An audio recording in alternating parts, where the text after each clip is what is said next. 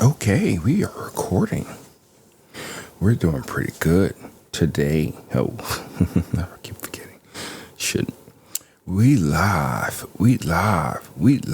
right now. Today is Wednesday, early in the morning, October 9th, 2024. We're doing really well right now. Things are looking pretty good right now. And we're just going to be talking about the AeroPress. I've been trying to think about a video for the AeroPress for some time now. And for some odd reason, it just leaves me. And I'm actually going to do a couple brew sessions of it today, whatnot. And I don't really get down with the AeroPress. Not as much as I did in the beginning. I think that's how things go for a lot of people. They get something new. It's exciting. They try a couple of different recipes. They see where it fits in their current coffee brewing lineup. And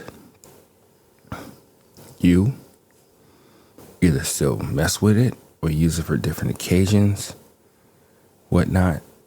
It's just one of those things to where it's like, it's not in my... It's just not there for me. It's really not. Okay, so AeroPress. If you have one, if you don't, you can look on the screen right now. If you're looking at the video, whenever this does come out on video, here it is. Here is the AeroPress. Mine is a little bit older, and I think that matters. The reason why I'm saying that is because the biggest drawback or the biggest thing about the AeroPress is that it is, to me, I think it's faulty. It's faulty because of the plunger. The plunger is a rubber plunger, which is perfectly fine. But it, after use of however many years, how many times you actually use it, it doesn't do anything. I mean, it does, but it doesn't. Meaning that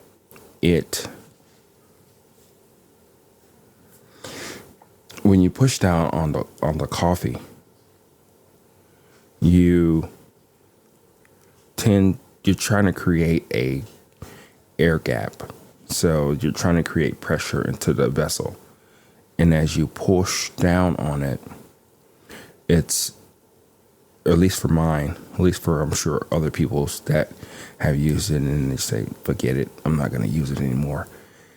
And it doesn't really get the seal that you think that it needs. It's like the seal is weak or loose or something like that.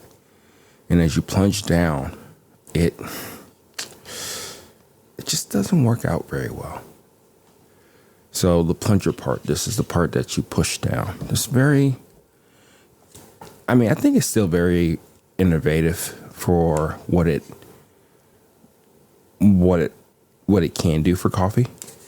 You know, it's an immersion brew / percolator / I don't know what the fuck it does. 1 minute you turn it over to let it not drip, and then you push down on it to make it create pressure. It's funny, like sometimes talking to or looking at some of the stuff that's online. Like I saw something online about American Test Kitchen, and they did a couple different videos, not videos, but different articles about coffee gear. I was going to do some post about it and everything, but I didn't because it was just very basic type of things. It's like they had two pour over devices, which is of course V60. Then they had a Cleaner Wave, which is fine, but pick one. If you're gonna make somebody mad, pick one. And then they had a couple different brewers and all that stuff. So it's interesting now that I'm like testing out different gear, especially since I've done the Mr. Coffee. It's been one of those things to be like, whoa, I actually see it for what it is. And it's a pretty good way or angle of going about trying to really understand how people use their coffee gear. But I don't know if they had the AeroPress on there. I think they did. But yeah, it's kind of an interesting, weird type of thing. And here's the thing. The reason why I'm saying that it's weird and interesting is that for the most part, it doesn't add that much to coffee. So you have the pour over devices that, to me, it revolutionized, or at least gave people understanding of like, wow, I could make strong, intense coffee. Not crazy like espresso. We'll get there. But it's something that's like easy to do. You can repeat it each and every day. But the AeroPress, it really doesn't do that. It doesn't do that whatsoever for me. And I don't know if it does it for you. I don't know if you're one of the ones that continue to use it a lot. I've talked to a couple of people and they're like, yeah, they use it from time to time. I actually bought a buddy this brewer because of the full bodiness of what the coffee can actually produce from it. And I think he just uses his if he does over the weekend. But the thing that he uses the most over the weekend is the mocha pot. The mocha pot is legendary in its own right. It really is. And the reason why I'm not trying to knock the AeroPress, but it tries to be a lot of things. But at the end of the day, it still tastes like a better, clearer French press. Yeah. You put the coffee in, you either have a filter, you don't have a filter. It doesn't matter if you have a paper filter. That just leaks right through. It doesn't matter. Then you wait a minute or two, how long your recipe is, and you brew your cup of coffee. You plunge down. Hopefully you won't spill it.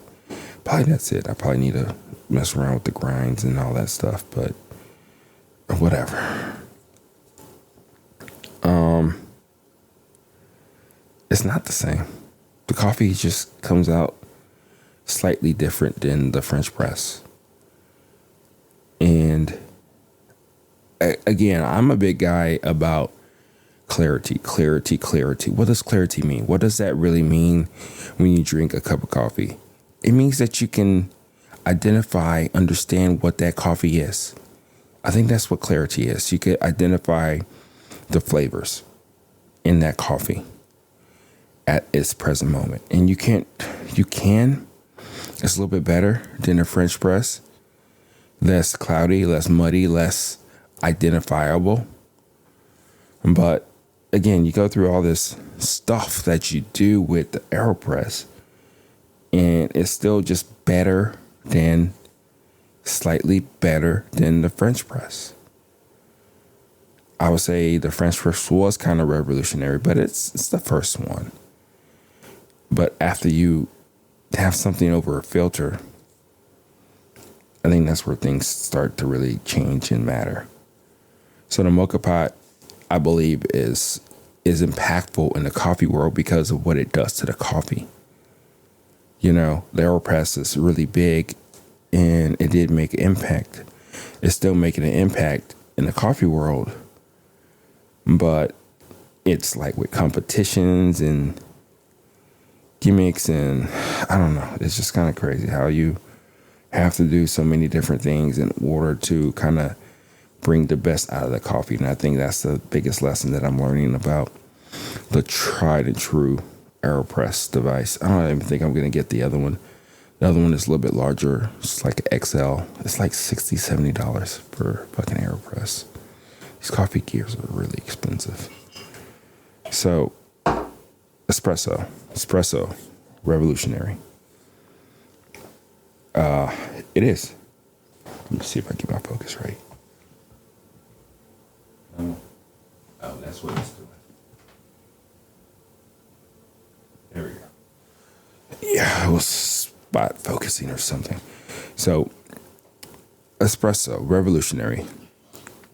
The reason why it's revolutionary, at least to me, and of course, millions, billions of Italians will say this too, is because they created it, sure, is that it changes the coffee. It changes it for it. What it does is like, you just, for the most part, yes, you can use any coffee for the most part to make espresso, but depending on the situation, you're going to have to like play around with like the way you roast the coffee. Because sometimes if you roast it too fast, you're just going to get this violent taste that comes into your mouth, unpleasant. You have to think about the end in mind with the espresso machine. Espresso, it's totally different applications, smaller, it's intense. It's like sometimes it's hard to get that clarity out of it, but it just changes up the ball game because of what it does to the coffee. And I think that's the biggest thing that I'm getting at. Mocha pot, espresso, filter, Hario V60. It changes what you get from the coffee. And I think that's the biggest thing about it. AeroPress doesn't do that to me or for me. And again, I'm not knocking it. I'm not trying to be a dick here, but what do you get from the AeroPress? Do you get that magicness from it? Do you get that, like, I need to do this each and every day? Or I need to do this every day? That's the thing about it. That's what I'm trying to figure out. And I think that's really more so my story. And I think I write something about it or perform a video about it, because AeroPress is one of those things to where it's like, it kind of reminds me of the cold brew, you know? Cold brew is cold brew, right? And you try to force yourself, at least for me, to really like it, to really enjoy it, to really see what it is all about, right? But you keep trying and you try to manipulate it. You try to do the things that you have to do with that particular thing, the application, and it's still falling short. It's one of those things where it's not cool at all, right? I know there's been a couple times where I've had tasty, delicious AeroPress coffee. That dude. And yeah, it was good. It was delicious. It was something that was really magical. I can remember it. I couldn't repeat it though. I don't know why. Probably I was a novice coffee brewer. But, you know, I'm still trying to figure out the lessons, the things that I've learned from the AeroPress that has made me a better coffee brewer. The verdict is still out. Probably think about it for the rest of the day as we try to figure out this video. I don't want to force it, but it's been kind of on my mind a little bit for the past week or so. But yeah, this is the AeroPress. It is something you just don't use a lot. It just is what it is, right? I just don't use it a lot. And for the reasons I've given, I think that's perfectly fine, right? So what are the coffee gears that you thought that you would love and adore and stay with and care about and do all that good stuff for? If that made any sense. I don't think it did. What are they? Does it make sense? Does it not make sense? Where is it at? Do you just go back to using your, so to speak, Mr. Coffee during the week and use a different brewer for the weekend because you can slow down? What is it? What do you do? You use percolator? I do need to get a percolator. I'm going to play around with percolators again.